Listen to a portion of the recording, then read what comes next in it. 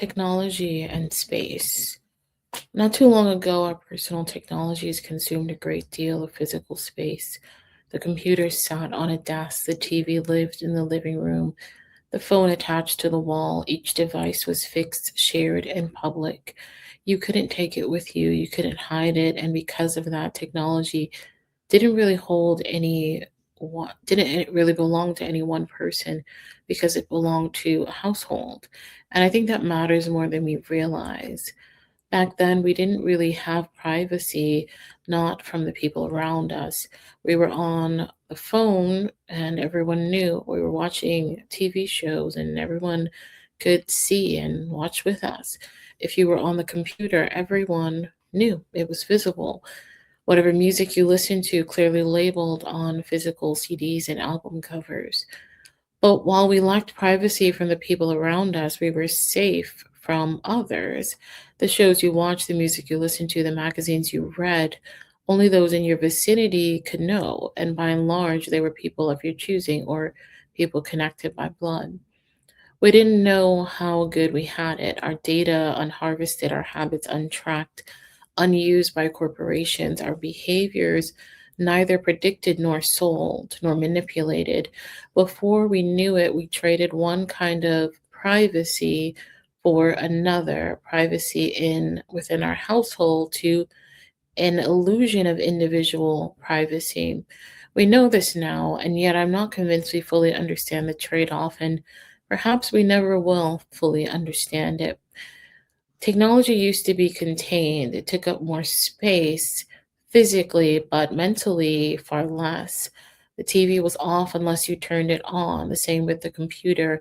And even when television became 24 hours a day, there was still a sort of cutoff point when it was just reruns and infomercials, a clear sign that you ought to be in bed. The phone rang, and if you didn't answer it, you just didn't. Life went on, it stopped ringing. That's no longer how our all encompassing devices work. Now they buzz, they light up, they wait, and even when we don't respond, we still absorb. We read the notifications, we scan the emails, we check the messages, we get the little highlights of the news. The phone is always on. And turning it off doesn't feel like turning off a device, it feels like turning off a part of our life. Thoughts, memories, our sense of self, the world as we've come to know it. We went from watching the screen to being inside of it. We carry it with us, we post our lives on it, we share our thoughts in real time. And clearly, we've gained a lot from this. Technology has given us connection, access, convenience, opportunity. That part is obvious, and we should be grateful for it. But I think an over focus on gains is also a bit of a coping mechanism because the truth is, we don't have a choice. The upgrades keep coming, the platforms change, the expectation is that we adapt, keep up, change.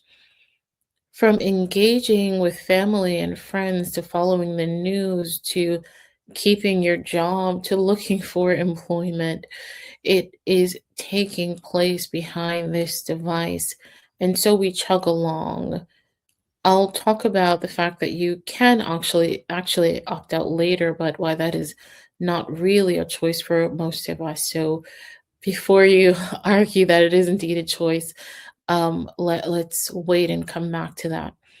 Thinking about what's been lost can feel dangerous because we know we can't go back. It's easier to say this is progress than to admit something meaningful has disappeared. But reflecting on loss doesn't mean rejecting technology, it doesn't mean romanticizing the past or pretending that life was better or simpler back then. It just means remembering that life once was back then without constant connection, that without life that is a life that is documented for all to see, without constant notifications. And that matters for everyone, and maybe even more for people who never experienced the world without it. We can never live exactly as we once did. Even if you opt out, you're opting out in the existence of a world that has so dramatically changed around you. Ridding ourselves of modern technology almost seems diluted, which is not to say we shouldn't. If we can, we should. But often framing the conversation as all or nothing only ends with us not changing our habits, but continuing to scroll just with more guilt. The real question isn't whether we opt out, it's whether we engage consciously, whether we acknowledge how severely things have changed, whether we decide intentionally where technology belongs in our lives rather than letting it quietly claim every aspect of it. And even then, we can't go back. And even though we can't go back, we can recover some of what was lost in a way that allows us to have agency and to have clear boundaries and for us and not our technology to dictate its place in our life. So thank you so much for watching. Just as a sort of afterthought, Ramadan, alhamdulillah, is coming up. So a lot of us are probably considering lowering our consumption of social media or watching less TV or any sort of thing like that.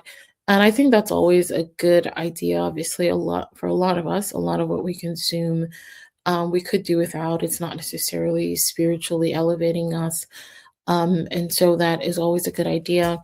I had a bit of a challenge, so to speak, um I don't know, a couple years back, something I did on Telegram, and just share the ways that we can disconnect. And it's easy excuse me, it's easy to do in a sense, um but you kind of have to push yourself because it's so easy to not do also. And so anyway, those are just some afterthoughts, and there are a lot of technical, practical videos about how you can detach. So that's not what this video is. But I may write something up based on that challenge I did a couple of years back, and just put that into an essay form or something, so that if you want some ideas, then you can take a look at that. But there's a lot on social media, thankfully, about how to possibly detach. Okay, let me do my formal my formal outro. I actually spent quite a bit of time just working on this outro. The video is done, by the way, so if you're still watching, thank you. This is sort of just afterthoughts after the video. But yeah, so thanks for watching this video. I talk about faith and modern life. Be sure to subscribe here and on my Substack if you want more essays, YouTube scripts, and where to find me on social. Check out the description below. So, yeah, if you want to actually read this script on your own, I know sometimes I like listening to something and reading it. So that's why I'm going to have, inshallah ta'ala, this available on my Substack. It's available to paid subscribers, but you can just click, there's something you can click so you can get it for free. It'll be obvious if you go there. So thanks so much for watching. And again, if you're still here, thanks for listening to this little ramble afterthoughts, and we'll see you in the next video. Take care.